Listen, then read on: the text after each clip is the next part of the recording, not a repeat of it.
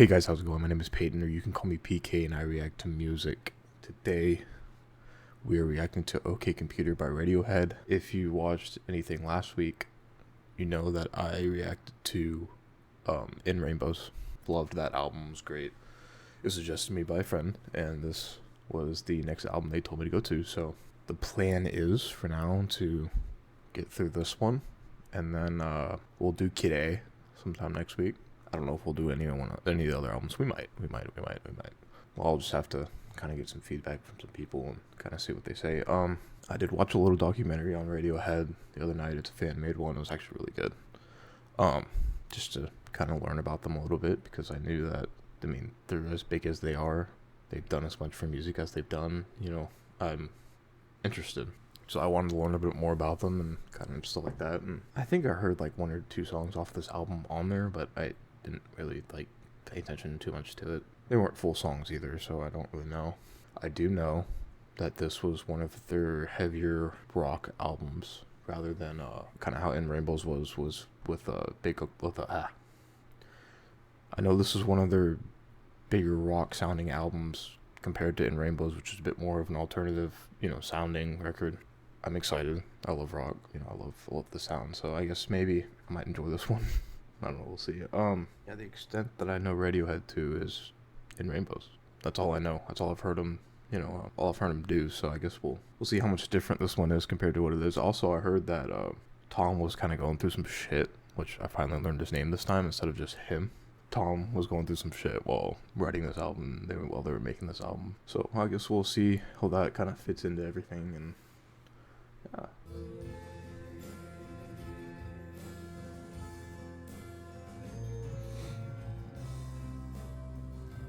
Yeah, sorry if my hair looks a little fucked up right now. I went to sleep and woke up, and my hair looked really bad when I woke up.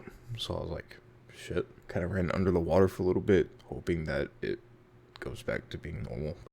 But I doubt it will. So anyways, track 1, Airbag.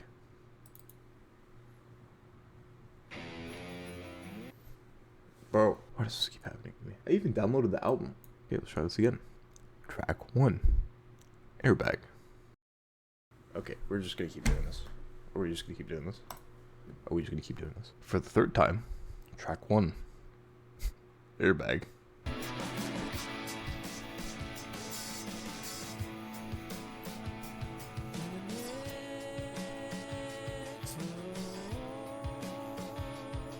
Early pause. I'm sorry, excuse me. I've really loved and came to love their use of their guitars. Not sure. I have seen some people say that In Rainbows is a bit more of a rock influenced alternative album, which I could see that. So I don't really know what the rest of their alternative stuff sounds like main alternative stuff. Which also, disclaimer, by the way, I said I wouldn't listen to In Rainbows as much because of how beautiful it was. I lied. I listened to that album all week. But I really enjoy the way they use their guitars.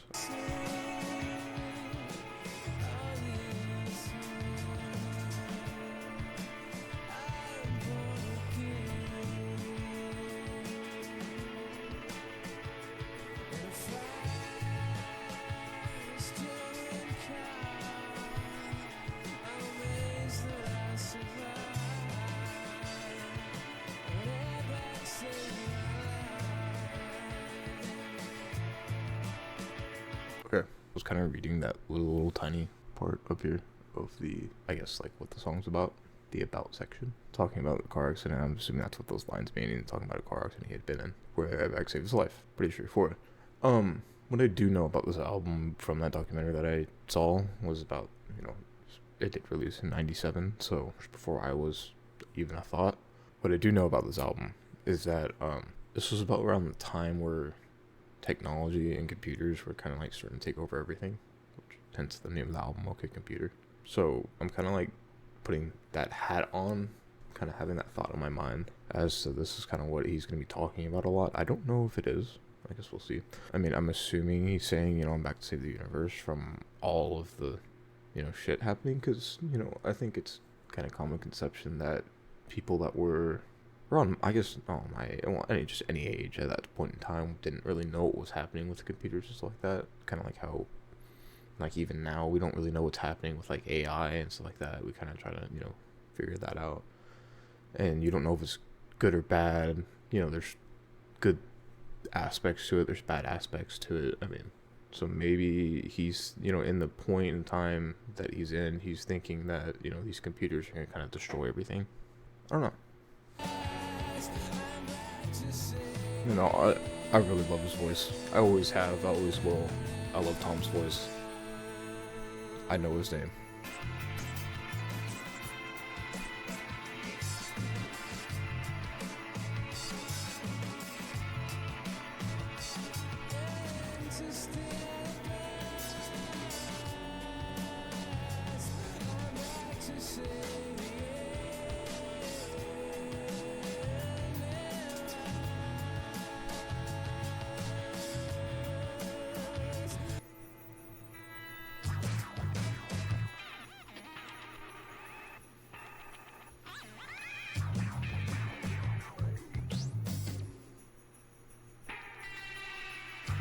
I like these effects that they're using.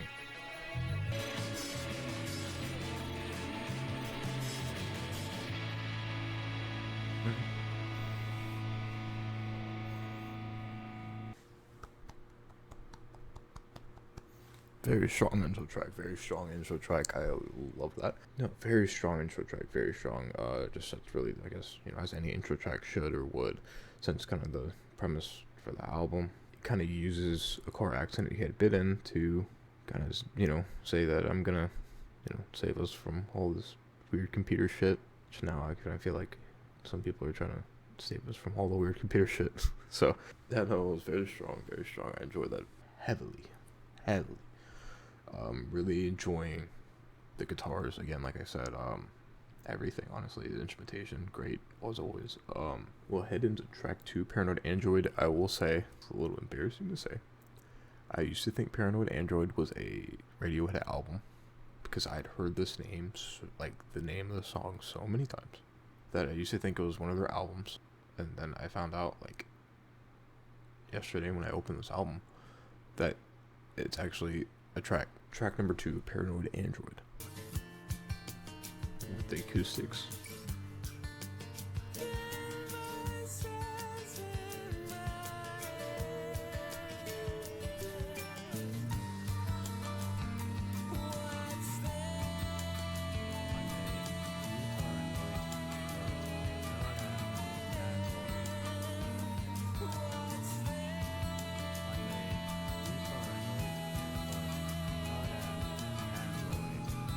I like the use of a computerized voice. I guess like a text to speech for the I may be paranoid but I'm not an android. I feel like that's representative of how, again, everybody's kind of like paranoid. They don't really know what's happening at the time, but they're just kind of saying like, even though I am paranoid about everything's happening, I'm not just. I guess it's kind of more of like, I'm not just gonna let everything happen. It's kind of the way I take it, is that, I might be paranoid about what's happening, but I'm not just going to sit still and let everything just kind of happen. I'm going to say something about it. I'm going to do something about it. It's pretty mean.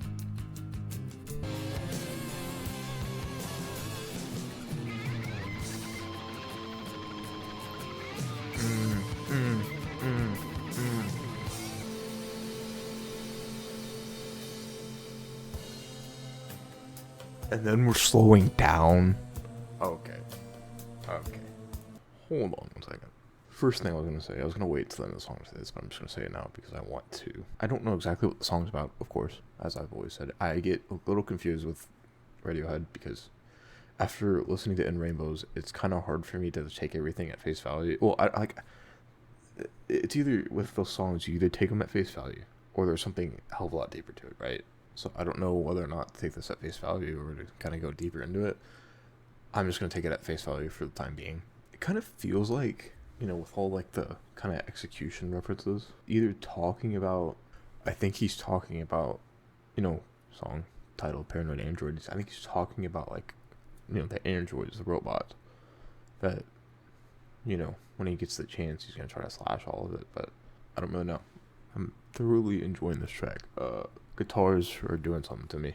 But also, I think it was during that second chorus, the second chorus. I was hearing like all these different sounds, like these different progressive elements, different guitars, different computerized sounds. I can't think of the actual whatever. Kind of just getting thrown in. They're kind of just throwing it in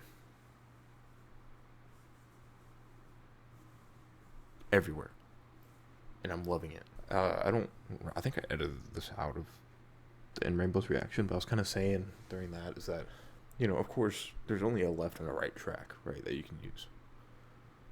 But the way they do it, it makes it sound like everything's on like a different level. So like there's something that could be up here, and then there's something that can be up here, and there's something that could be here. So they could be at your forehead, something could be in your nose, something could be in the back of your head. Maybe I'm going crazy, but that's what it feels like. That's what it feels like.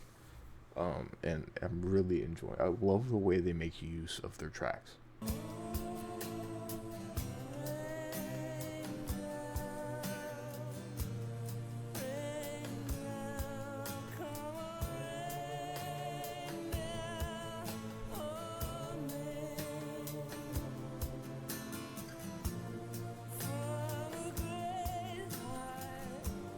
Serenade me, Tom. Serenade me, Tom.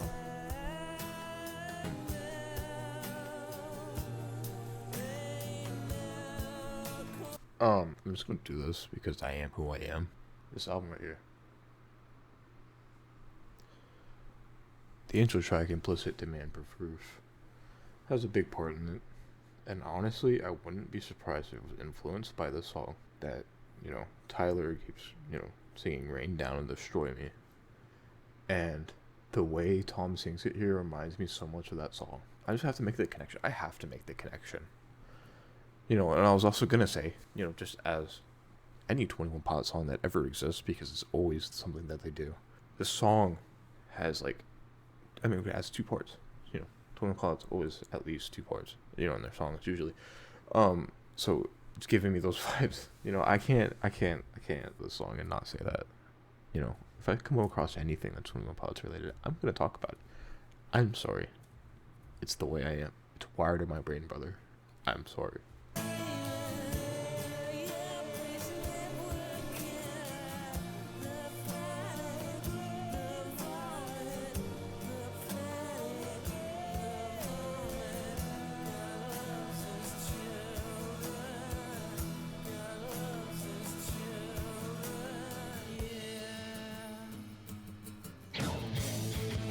Okay, sure. Sure. Sure.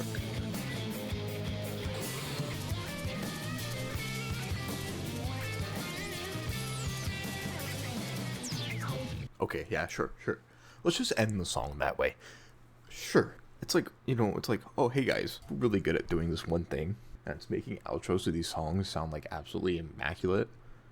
Let's just do it. And everybody's like, oh, yeah, okay, yeah, sure, let's do it. And then they just do it. Yeah, before I read any other lyric or try to dissect and explain before I go in and try to explain any other lyrics, I'm going to read this because I'm genuinely interested in what they have to say. Frightened by a woman who became violent after someone spilled a drink on her. Yeah, it sounds like it would be like that. The woman inspired the line, kicking, squealing, Gucci little piggy. Oh, described her as inhuman. Oh, okay, so that's probably where the kind of the paranoid attitude kind of comes.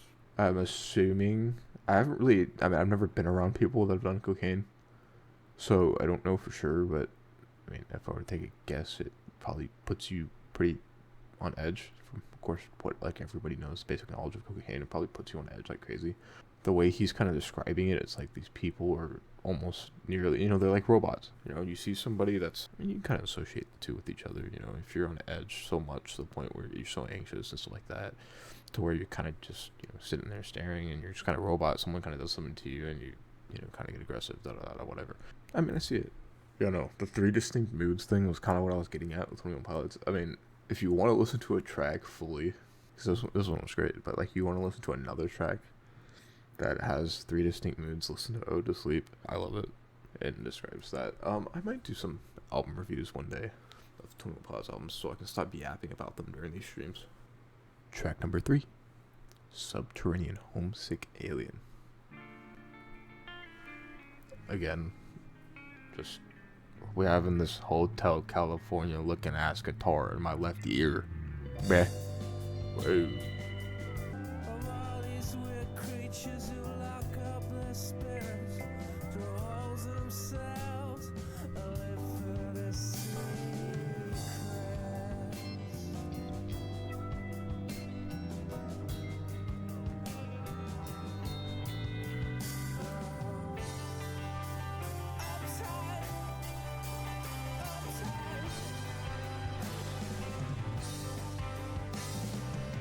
Okay, that's what I was thinking. I guess he's kind of seeing it in he's looking at it in the perspective of like an alien, right? And so yeah, I was reading this, and all these weird creatures who lock up their spirits through holes in themselves and live for their secrets.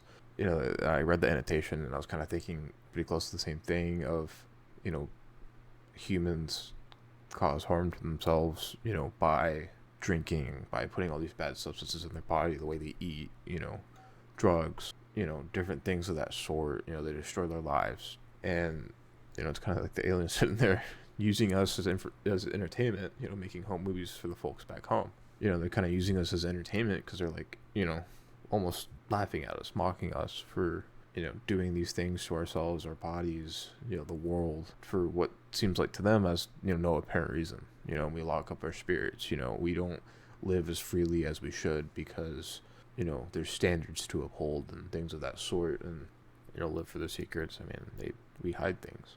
A lot of people do shit that's fucked up, and they hide it, of course. And they have to, at that point, if it's really that bad, some people will live, and it's, I guess it being that bad is relative. Some people will live, in a way to quite literally just, be able to keep their secret.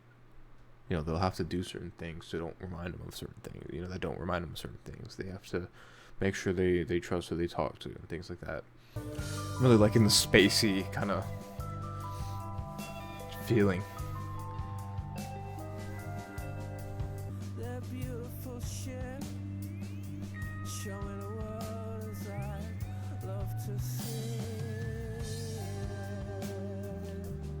I'm just gonna go out on a limb, take a guess.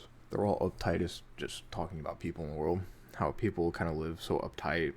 At this point in time, I don't really know. Again, I wasn't alive then, so I don't know how everybody really was, the mood of everybody, but it even seems like now, now big time, everybody's kind of just living extremely uptight. They keep everything to themselves. People don't really, not keep everything to themselves, but people are really defensive.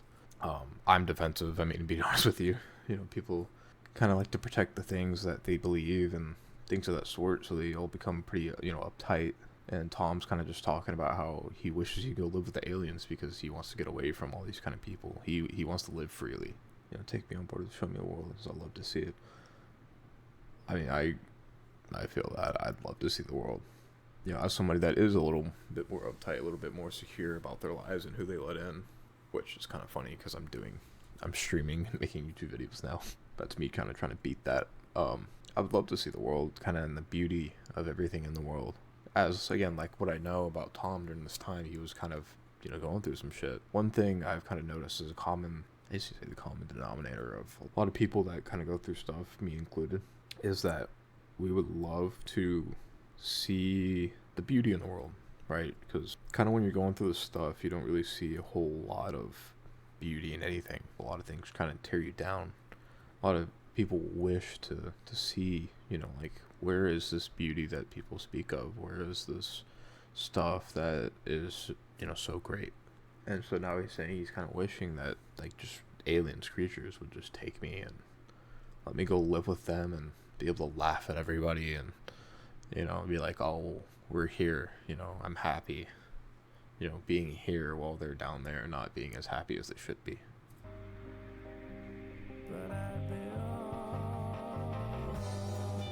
Mm-hmm.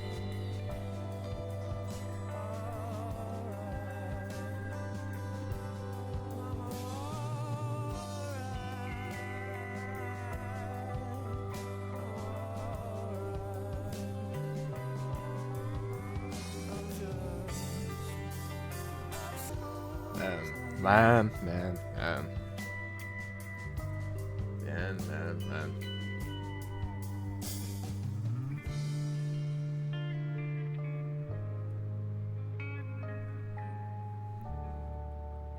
Again, the use of tracks, the separate tracks. Dude, I don't know. They do it so well.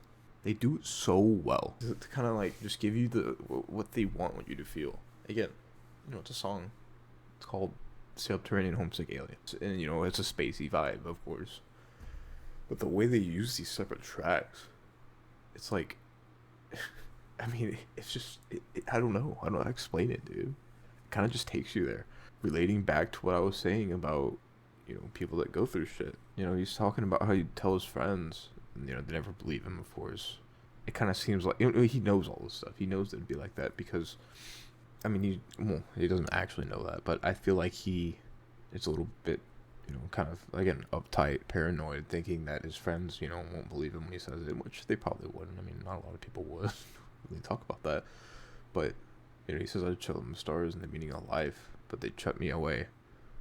And then he goes on to say that he'd be alright. And kind of like I said, that kind of relates back to what I was saying about people going through shit, wanting to see the world. He'd be fine if, people don't believe him when he tells them because he experienced it. And then, he goes on to change the course to saying that I'm uptight. And again, I see it. This is it's a, I'm not going to say a typical mindset, but it's a mindset. Well, I don't know. It's just self-awareness. Okay, I'll get into it. It's a mindset that people kind of, they adopt it whenever they kind of go through some stuff. They adopt this kind of self-aware mindset to the point where, you'll say, like, all these people, why are they so anxious? These people, why are they so sad? Why do they do this stuff to themselves? Da da da da. And then like I said, whenever you finally adopt kind of that mindset, the self-awareness, you realize you do the same things. So he's saying, you're living in a world with all these uptight people, and, like, I don't understand it. Like, why are they so uptight? Da, da, da, da. And he's like, well, wait, I'm uptight. I don't know. It's a good song. It's good representation, kind of. I'm seeing into Tom's head right now, a little bit. Kind of seeing where he's, you kind of can see where he's at mentally. So we'll move on to track number 4, Exit Music, parentheses, 4A Phil. Single acoustic here. Whoa, reverb. From your sleep, you try to breathe.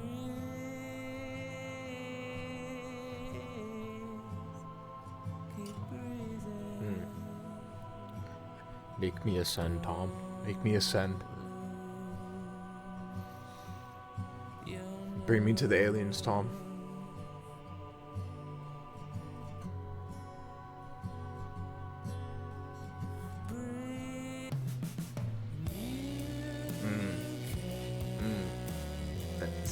What is it? Is that a synth? Okay, hold on. I gotta pause real quick.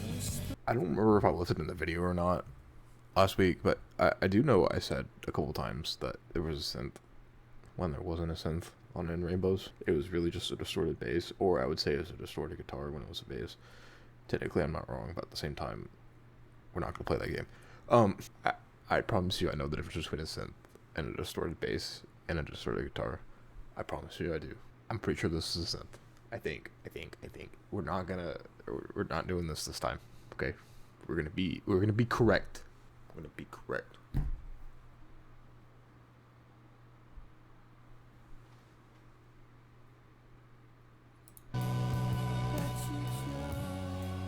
Why?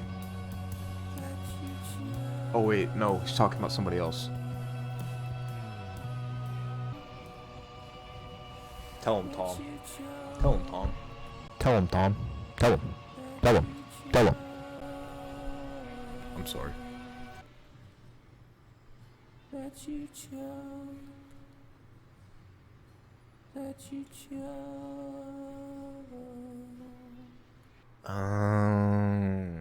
Okay, that makes sense. It was you. It was a song meant to be for Romeo and Juliet, the film, which makes sense.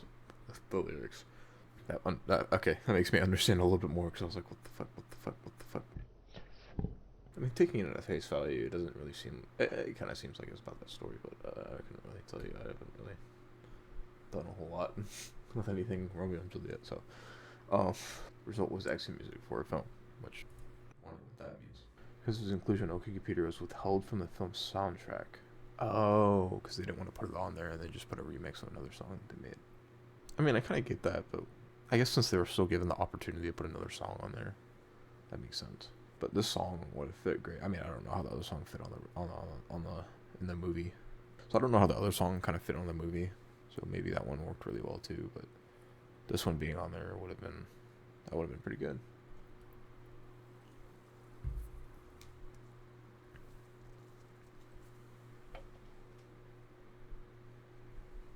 This shit is amazing. Track number 5, Let Down.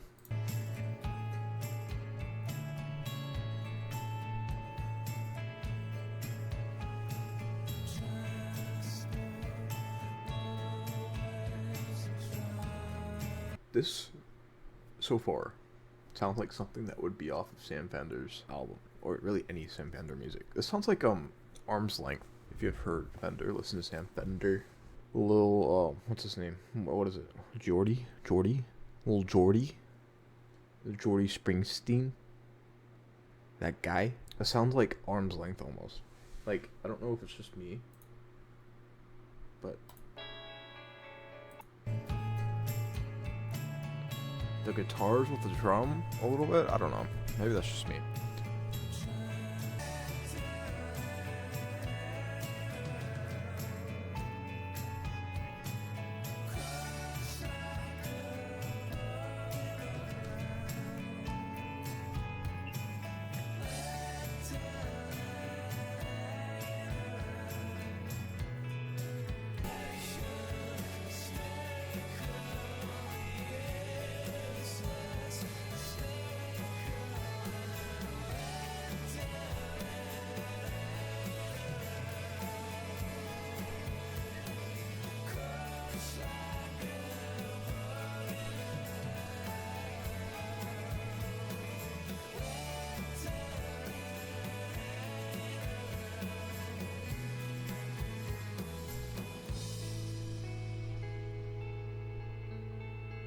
Solo guitar a little bit.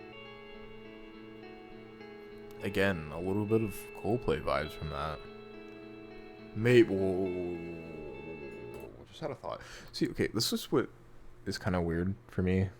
Kind of making these connections like that with other artists is that this was before all like the connections that I make. This was before them, right? So I have to like kind of remember that. What if Coldplay was inspired by this album?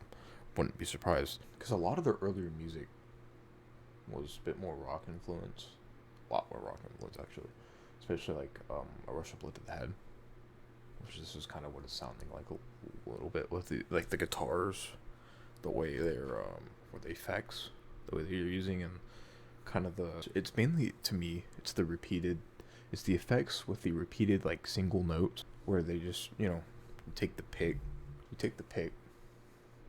and you go on one string and you just go back and forth over and over again, you just play those extremely fast. That's kind of giving me that vibe. I mean, maybe I'm crazy. Maybe you think I'm crazy. I just make connections to music like that because it's music that I enjoy, and makes things a bit more accessible to me. I'm not saying I'm not enjoying this album as, what it is, but, when I can sit there and be like, oh, this sounds like this. Oh, this sounds like this. It's not a bad thing. It's more just, it's like me being like, oh, well, I like that sound before, when another artist did it, so of course I like this one. I do realize not everybody likes Coldplay. I do realize not everybody likes Stone Pilots, right? I do realize that. I'm kind of a fan of bands that not everybody likes. With that, I'm kind of unapologetic. We're just not speaking English tonight, apparently. I'm kind of just unapologetically me when it comes to my music taste. So if you enjoy Coldplay, you enjoy Stone Pilots, great. If you don't, you don't. But me saying that isn't a bad thing. See, those little electronic sounds kind of come in a little bit too. Okay.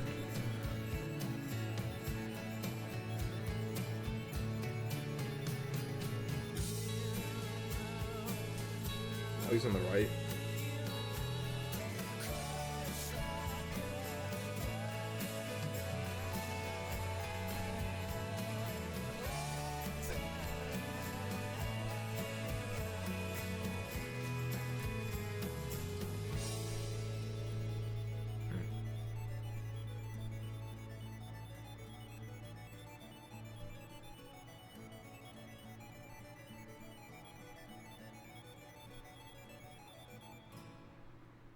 I'm gonna reach.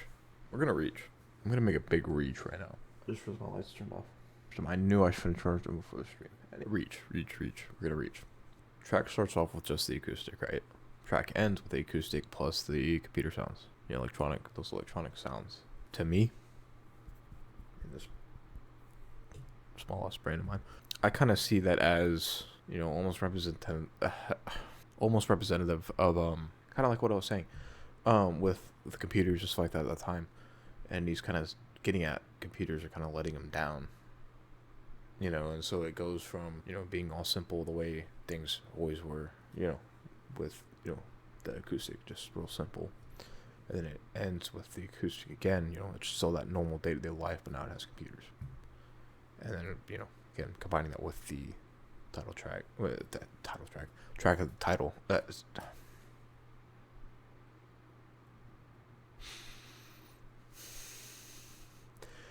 title of the track. He's kind of, I could see him kind of hinting at that being the letdown.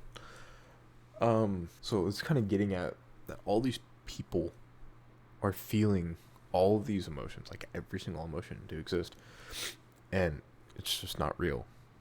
Like it's fake, it's all fake, and that's the letdown. I can kind of see that, and I guess the transport motorways and tram lines part is kind of like, just kind of representative of day-to-day life.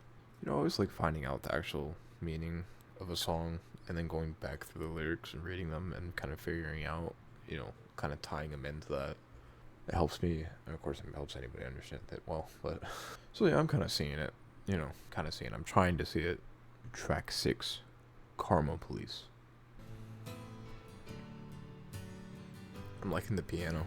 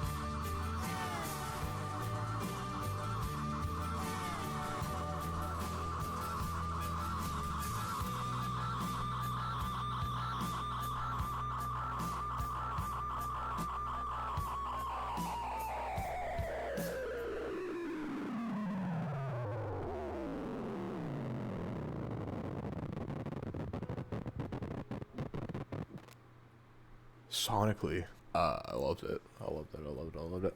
As I have so far with almost every Radiohead song I've actually really enjoyed. I like their sound. Again, kind of fighting the battle whether or not I should take this straight forward, or if I should take this a little bit deeper. We're gonna say something here.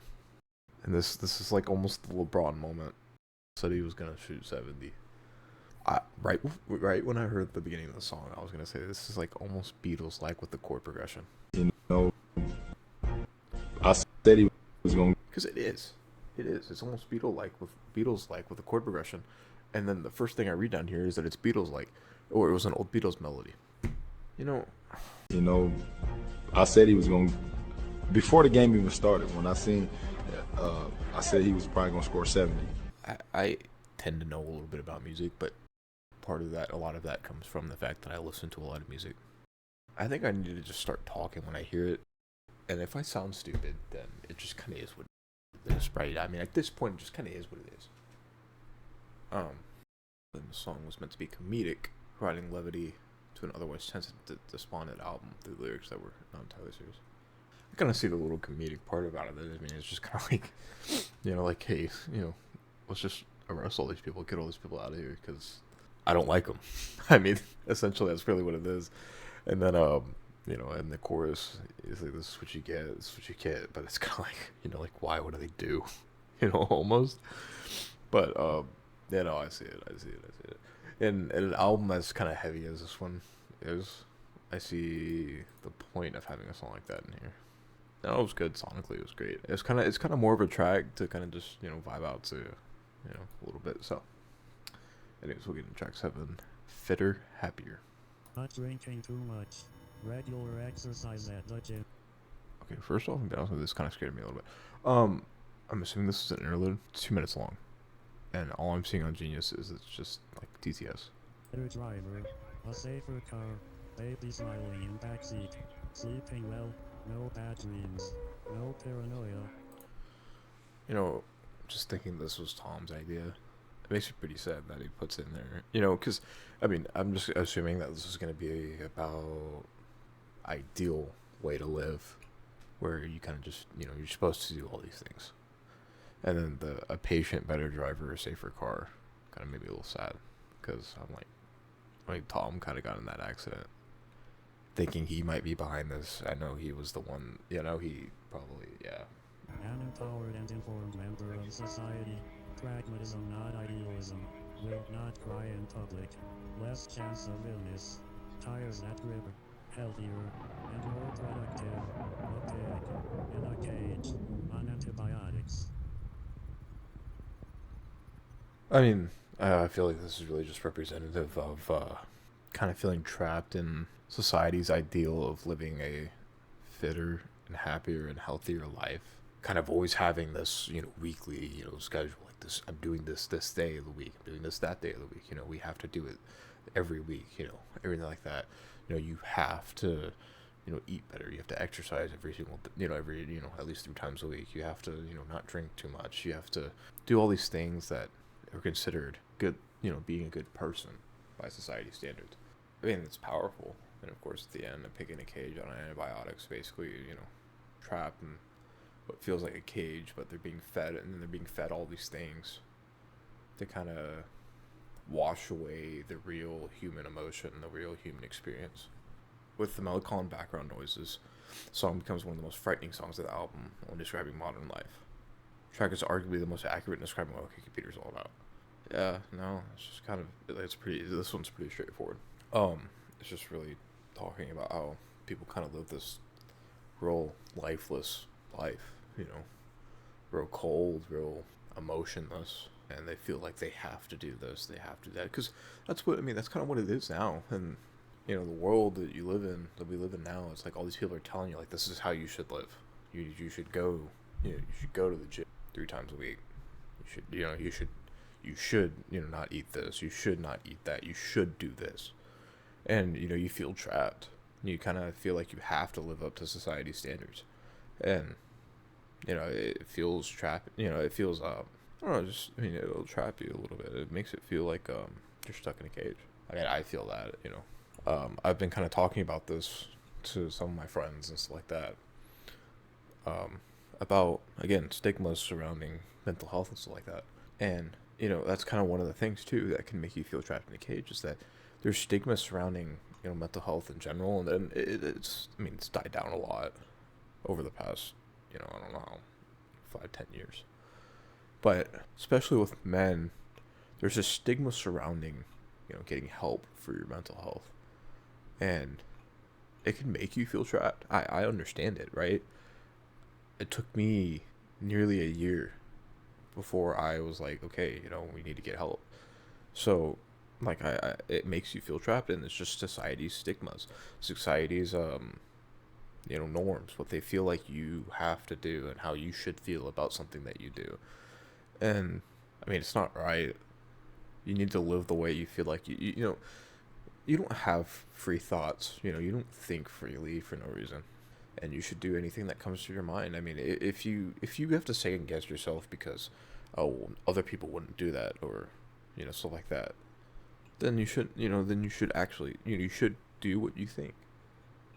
You know, like me with this, you know, with reacting and stuff like that. You know, I was like, well, people will make fun of me. People will think I'm weird, things like that. But then as soon as I, thought about that for a second, I'm like, why not just do it anyways? I had the thought in the first place that I wanted to do it, so let's do it. And so that's why I'm here.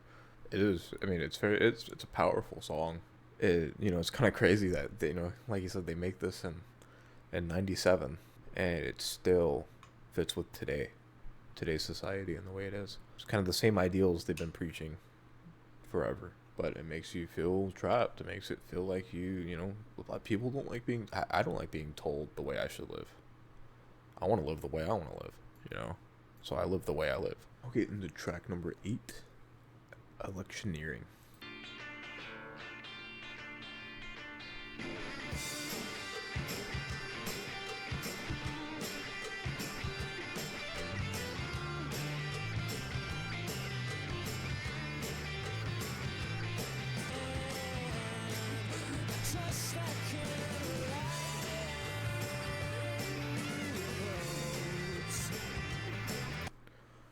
Okay, I'm just gonna be honest, straight up. I'm just gonna say it. I'm not a super political person. I'm not saying I'm not in tune. I'm not informed, because I am informed and I am in tune.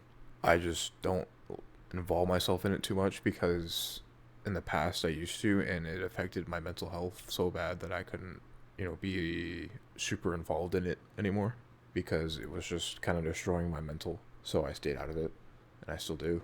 But so what I say is completely neutral and unbiased. I'm not going to speak towards any side. And if you try to say I do, I don't. It's the way I'm going to put it. Because I don't kind of play with this kind of shit. I really don't. I mean, he's basically just talking about how politicians come out and lie about pretty much everything pre-election, while campaigning and stuff like that. They kind of just come out and talk about it pretty much just, in better words, in lack of better words, they kind of just talk out of their ass. They say, oh, well, I'm going to do this, I'm going to do that. It's just the way it's the way it's always been. You're gonna say things that gonna please people so you can get, into office. That's fair. It's fair, but it's also, I'm not saying it's right? I'm not saying it's right, but it's like, yeah, anyways.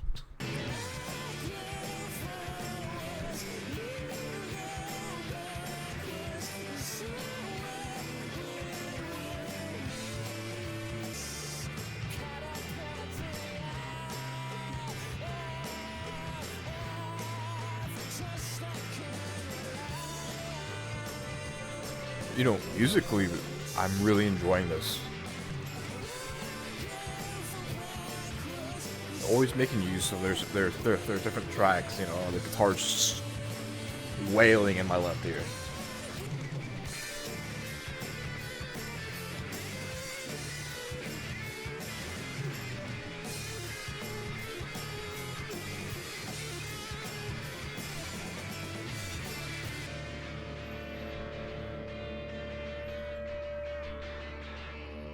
Musically wise, loved it. It's rock. I don't know how else to put it. It's rock. It's rock. They always make use, like I said, of those tracks, especially with the guitars. They always make use of the guitars in different tracks, whether it's guitars, sitting in your left ear, or guitars sitting in your right ear, or guitars kind of going in both tracks, 2 different ones. They always make use of it. I love it. Lyrics wise, it's pretty straightforward. Just talking about different things with politics, political stuff. It's just basically talking about how politicians lie. It's as simple as it is. Politicians lie. And they do things that they shouldn't really do to get people's votes. They just kind of do whatever the hell they kind of feel like they need to do to get in the office, which pretty much any politician will do that. So, kind of is what it is. Good song, though. Great song, actually. I really loved it. Start with track number 9, Climbing Up the Walls. I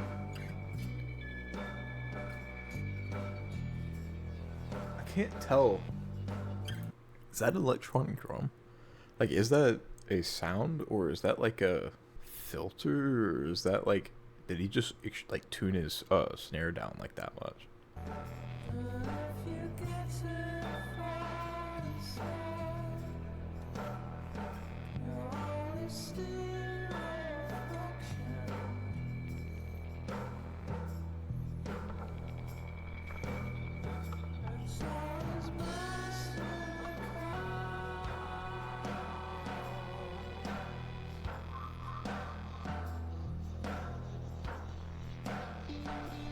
The song is about the paranoia you feel when you feel someone is watching or someone is there.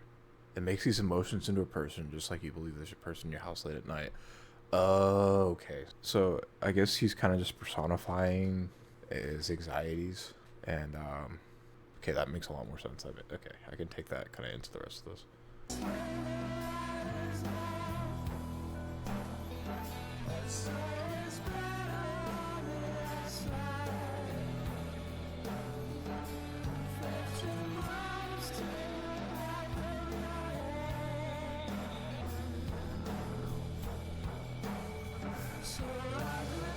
I appreciate you. Appreciate you.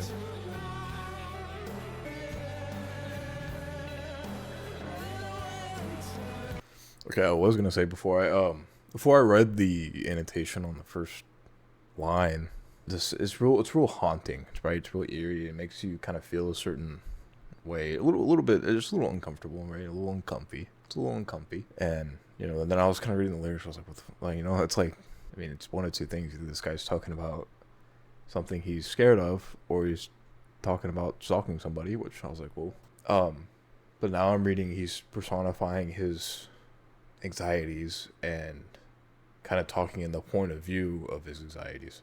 This is kind of what I say this a lot. I really enjoy music that makes you feel something that you've never experienced. And I said that about when I listened to People Watching by Sam Fender. He explains what song was it? Wild Long Lie. Talks about how he struggles with cocaine usage, stuff like that. And it's like he sits there and explains it so well that it's like, it's like I'm almost experiencing what he's experiencing, but I've never done it before, right? So it's like I don't know exactly how cocaine usage of that sort can affect you. Music that can make you feel something when you don't know what it is can, I appreciate it.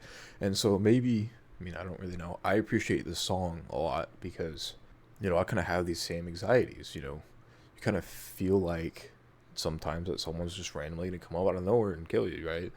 Or you kind of feel like there's going to be somebody in your basement. There's going to be somebody standing somewhere, breaking into your house, things like that. I feel that, right? I get that. And so maybe what I was getting at with that is maybe this could help someone else that doesn't suffer from it, that wants to know. Maybe it would help them understand kind of how anxiety feels and how day-to-day life kind of is, almost.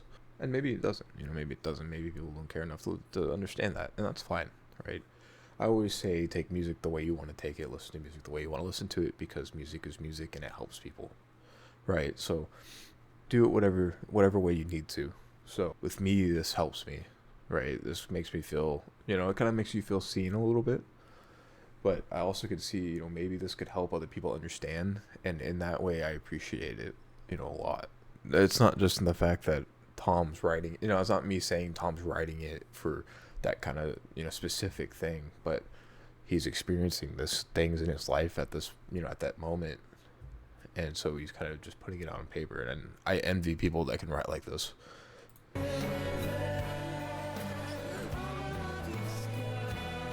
I want to be able to write like this.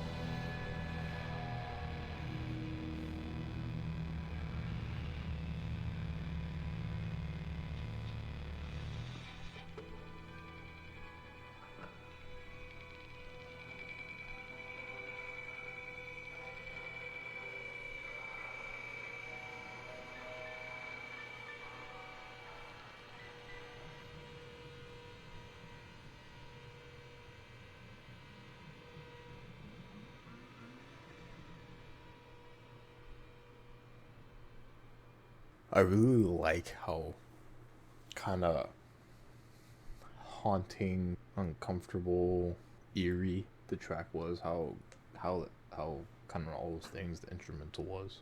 It makes you feel what. Again, that's what I was saying. You know, music that can make you feel things you don't experience, or just making you feel things in general, making you feel what he's feeling while he's what the way he's trying to explain it. It makes you feel uncomfortable. It makes you feel like something's coming. It makes you feel anxious. Right. So as he personifies his anxieties like that and kind of talks about it in the point of view of the anxiety and all of that, it's a good song. It's a good song. It's a really good song. If I didn't read the annotation, I probably wouldn't have got it fully. But either way, I'm happy I was able to experience the song the way it was meant to be experienced like that. I mean, it's pretty straightforward in the sense of that in the eyes of anxiety, lock the kids safe tonight. Because, you might come in, someone might come in, they'll be climbing up the walls trying to get to you. 15 blows to the back of your head.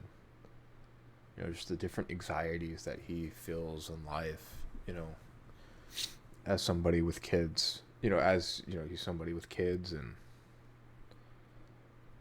as he kind of is going through the shit he was going through at the time. I mean, yeah, no.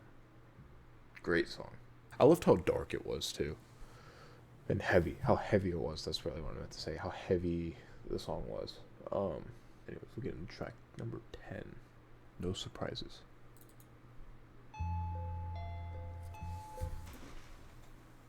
That's this song? That's this song?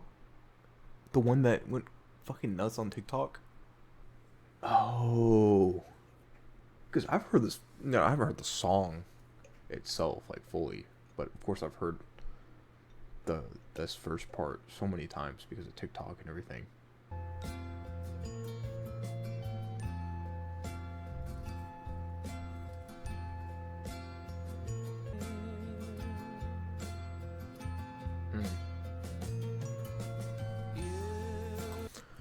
Okay. I see what we're doing here. I was gonna say that, of course, that, to me, the famous kind of guitar riff, to me, is extremely eerie. Again, kind of like I said about the last one, it makes you a little uncomfy. You're hearing it. It's almost like a lullaby, right? In a way.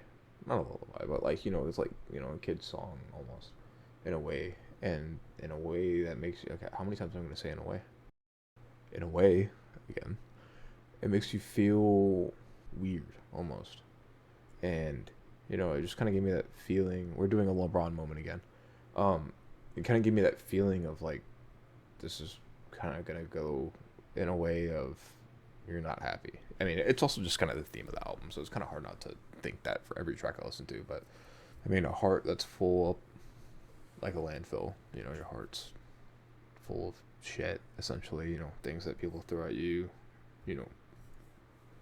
take it a bit more literal, like, well, not a bit more literal, but like, well, you can take it a bit more literal, eating this stuff that's not good for you, whatever, but like, just different things of that sort. Job that slowly kills you, kind of going back to, it was Fitter Happier, whenever it was talking about how you kind of are trapped in this cage, and a job that slowly kills you. You're kind of trapped in the cage of this, 9 to 5 in an office that, stresses you out, forever, and you're not living your life. You're not happy. You're not really feeling any emotion.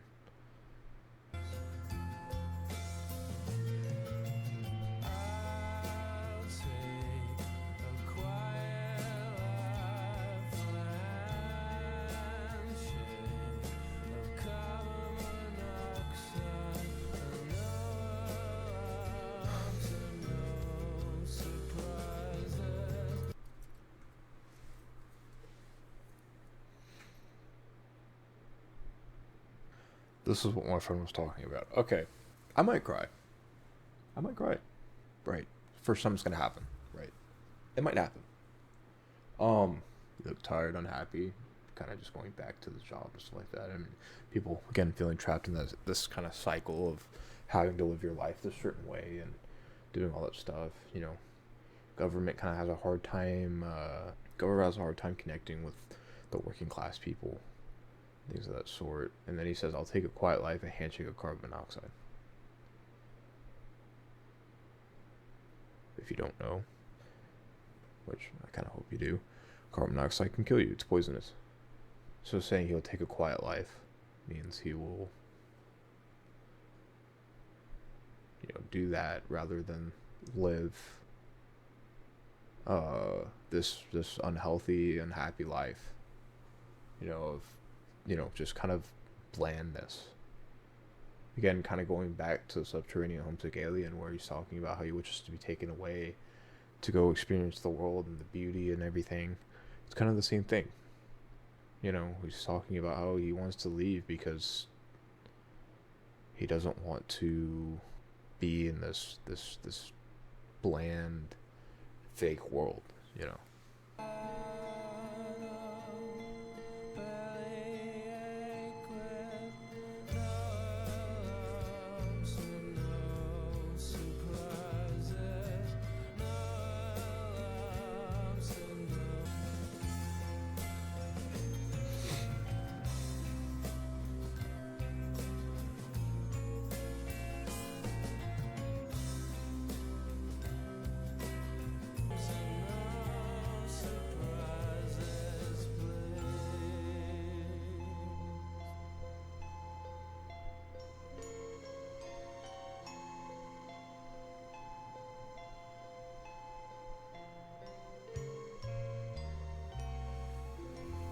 Okay, bro. Okay, bro. Oh. What really got me there towards the end was the such a pretty house and such a pretty garden. Because it's kind of, with all the track being as down as it is, he's finding kind of like, that's what I'm trying to say. This is to help educate. When somebody is going through depression and they're accepting that they will do it, right? A lot of times you'll see them a lot happier, right? They'll present themselves as a lot happier than they ever were. And so, because they have accepted that that's the fate and they were happy with that decision. Again, this is for educational purposes. If you ever see anybody start giving away things, start being extremely happy, more than they ever have been, they start saying things like, this house is so pretty, this garden is so pretty, and you've never heard them say those things before, check in on them, right? So to me, the way I'm taking that is, he's kind of accepted, like, this is what I'm gonna do. And so he's saying, like, oh, well, this is such a pretty house, such a pretty garden, in kind of a reminiscing type way of, I don't want to see it go. And then, of course, at the end there in the back, he's saying, get me out of here, singing, get me out of here, which could kind of be two things. It's him either saying, get me out of here in terms of get me out of this life, but I'm taking it more as the way as a get me out of here as in the regret of what he's doing, but there's nothing he can do about it at that point. Because it's already, he's already been poisoned. I knew this album was going to be a little down there, right? I was told it was also going to be a little down there. Of course, I've heard the song 5 million times. Or, like, not the song itself, but, like, not, like, the lyrics or anything like that, but I've heard, of course, that riff, the guitar riff, you see it on TikTok all the time. I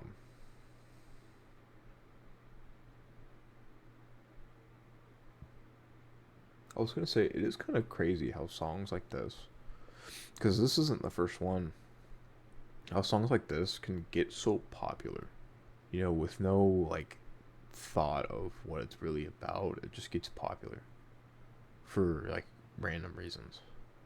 This is one of them. I mean, it wasn't. I guess I don't really remember exactly what it was used for, but oh, this is the music video that had the thing filling with water. Okay, apparently the annotation is reading my mind. That's what I said.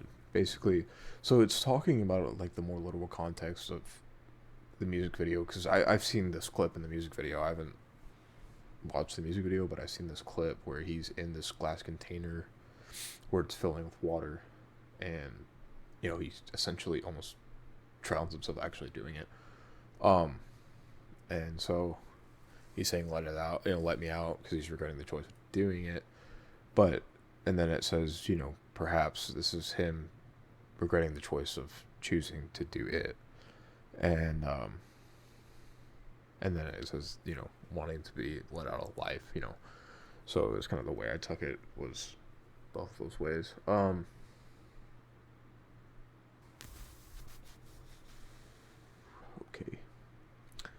We'll get into track number 11, Lucky.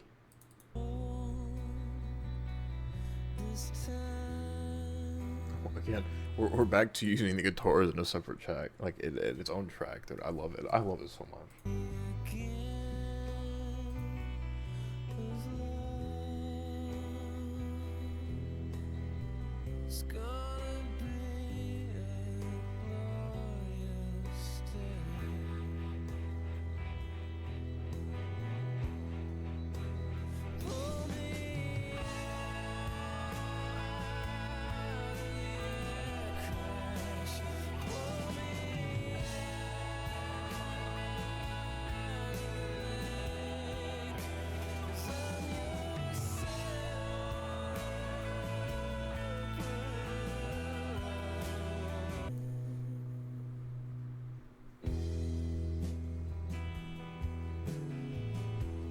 It's the way my brain thinks, right? It's the way my brain thinks. It's always been the way my brain thinks. Talking about mental health. This is where we're at now, okay? I'm sorry, but there's one song that's gonna ruin these last two. Not ruin. This is kind of just where we are at. This is where we're at. This is where we're gonna be taking a lot of stuff. A lot of times. Okay, so one of the big themes in mental health, especially depression, is cycles. You get stuck in these cycles, right? That constantly kind of go, and that's where the term relapse kind of comes in. Is you get to the end of the cycle and then you relapse, right? And that's where the next cycle starts, and it's always kind of like that. And you can break the cycle 100%. It's not, like it's not just set in stone that it's just going to be like that forever, because it's not. But a lot of times when you get on the brink of breaking the cycle, well, that's the thing. At the end of a cycle, it can go one of two ways. Of course, you can go back into starting, go back into the cycle to the start, or you can break through it and hold what you feel at the end of that cycle throughout, the rest of the stuff, which I hope a lot more people can do. But a lot of times towards that brink of the end of the cycle, you start kind of feeling a lot better than you usually do. Things start kind of going, not necessarily right, but you start just feeling better, right? So him kind of saying I'm on a roll and I feel like my luck could change is meaning like, I've been going through all this shit, but now I'm finally like, I'm starting to get it, I'm starting to feel it. But then, part of it kind of feels like, then he gets to the point, it gets to the chorus, pull me out of the air crash, pull me out of the lake. And it's kind of like, we crash back into the front of the cycle. Again, I have no idea if this is what he's talking about. I doubt it is, but it's just the way I'm going to take it for right now. It's an extended metaphor about love. Though the narrator believes he's a superhero to Sarah, even he needs somebody special to rescue him when he seems all hope is lost. So it's kind of what I was getting at, is that, this is kind of like the beginning, not the beginning, this is like close to the end of a cycle, and this is kind of like the beginning where you kind of crash into it.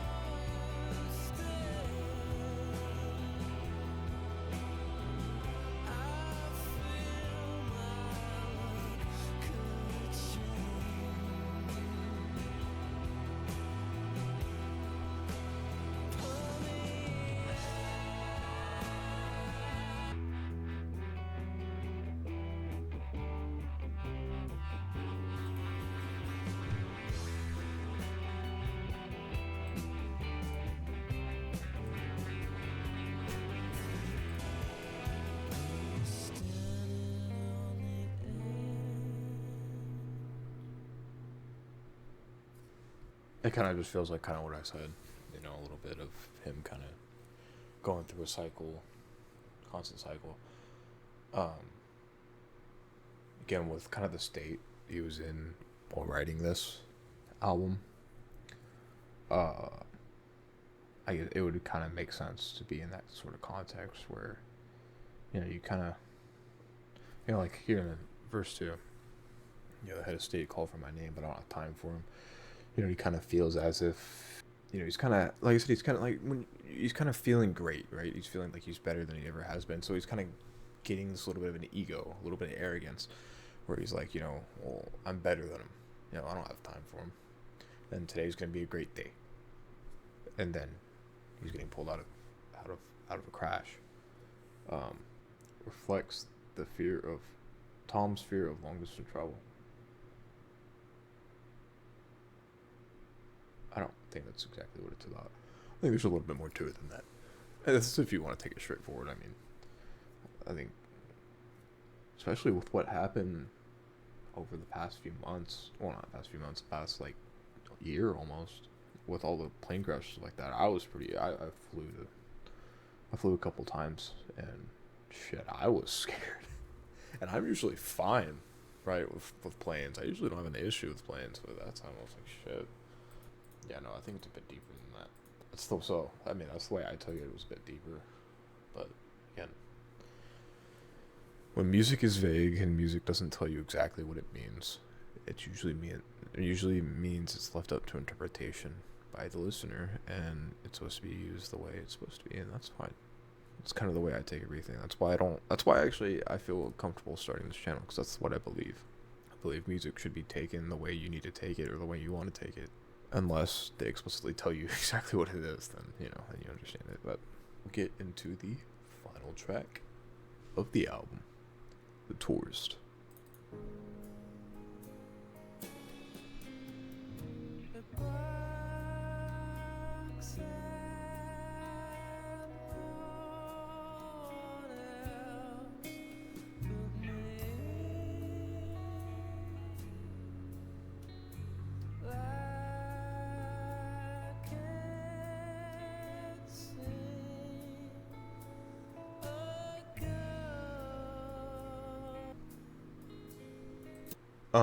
Just gonna say this. Since I've listened to Sam Fender a little bit, he has this song called Me and the Dog.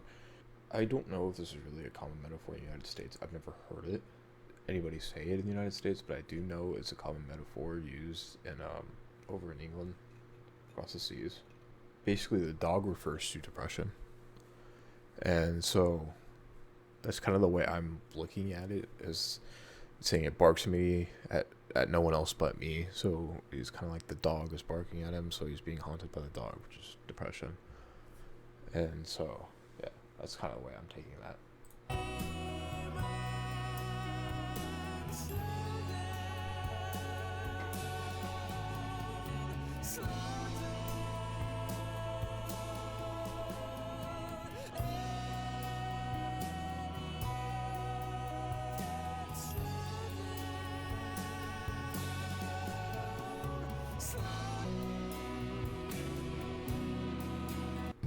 Kind of taking it as it is. I'm assuming slow down and calling himself an idiot. Basically talking. Well, the hey man is kind of talking to himself. I'm assuming it's him talking to his past self whenever he got into that crash. So I didn't realize that was the annotations for the whole thing.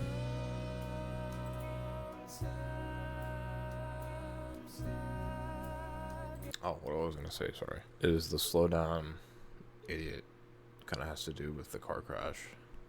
Now he regrets, you know. Yeah, how he kind of just wishes, you know, he wouldn't have been doing what he was doing to get him into that crash. Back to what I was saying about the dog. Guess it seems sparks are flowing. To me, that's kind of like, this is kind of what I'm saying, the cycle. You know, you kind of go through that cycle, and then, of course, once things start getting great, you know, you fall off, you know, and you go restart it. And so, it's kind of like, you know, the dog, you know, the depression's kind of sitting there waiting until you start getting a little bit better, and then it comes and attacks you. That's kind of the way I'm interpreting that.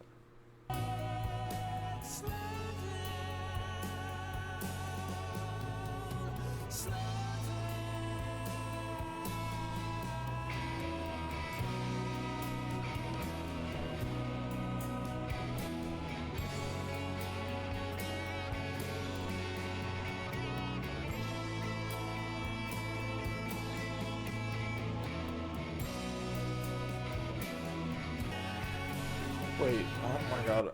Sorry, I went on autopilot for a second. I just understood what he means by slow down. Well, it could mean both. Could mean both. Could mean both. I'm seeing now what. Okay, no, it just made the connection in my brain. I was on autopilot for like half a second. That's when you see sparks. They ask me where I'm going at 1,000 feet per second. That's why they're saying slow down. So it's like someone else calling to him, like telling him to chill out. You know, you need to slow down in life. You know, you need to calm your anxieties. You need to chill. You know, like it's okay. And then they call him an idiot, which kind of goes with the where the hell are you going, you know, question. But I'm still gonna also partially take it as the car crash because I feel like that. I mean, as it would a lot of people, it'll. I mean, that takes an impact on your life. I mean, I've done it once, and I still remember that because it was a stupid decision, right? I mean, but anyways.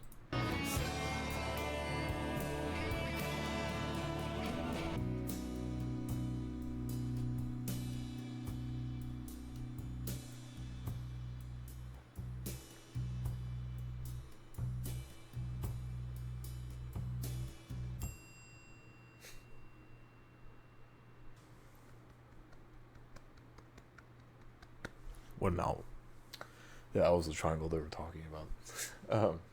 Okay, that kind of makes sense. I was reading this, about, and it was saying it's kind of, I guess it's kind of the verses or in the, kind of like you could say as a perspective of a tourist, while the courses are kind of in the perspective of Mr. Tom York, telling the guy to chill out.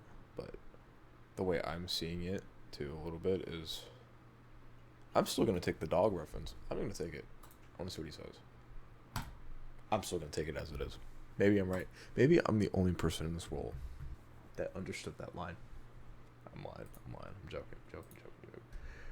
Anyways, great song. Great way to end the album. Just as the last one too. Last one I reacted to. But just as in Rainbows, this one ended pretty much as well as it could have. Love the album. I see why it's popular. I see why I suggested it. It was a great album. I really couldn't tell you what my favorite song is right now. It's gonna take some listens, just like how it took me some listens when it came to to In Rainbows. I think I kind of knew at that point, but this one's gonna take a couple listens to really have me be able to give you a good answer for favorite song. But outside of that, no, it was a great album. Enjoyed it. I'm excited for Kid A. See what we're getting into there. But I really enjoyed Radiohead and the sound. Enjoyed Tom over the sound. Also, kind of enjoyed kind of seeing into Tom's head. You know, kind of seeing what he was thinking and what he was doing at this time. You know. Anyways, great album. Really enjoyed it. Hope you enjoyed my reaction. I hope you enjoyed the album. I really did. You know, knowing a little bit about the album going into it, kind of helped me a little bit. You know, helped me see certain things I probably wouldn't have seen beforehand. So maybe I'll do a little bit more of that with Kid A, and maybe it'll kind of help me understand it a bit more. No, what just did my phone die? My phone died. Oh my god. How did my phone die? It was at fucking 80. Well, now you know that I use my phone for my webcam. We're just gonna turn that on. And you get to hear the void talk to you for half a second. So we'll be back tomorrow. Maybe my phone won't be dead. Maybe my lights will actually work in the back. I don't know. I hope you enjoyed. I hope you enjoy listening to me talk into the void. That is me at the moment. I hope you come back. My phone won't be broken. The camera won't be broken next time. Promise you. No, I hope you all have a great morning, good afternoon, or good evening, depending on where you are. And I hope to see you again. Anyways. I hope you all enjoyed. I hope to see you again. Love you. Stay safe. Stay alive. Bye.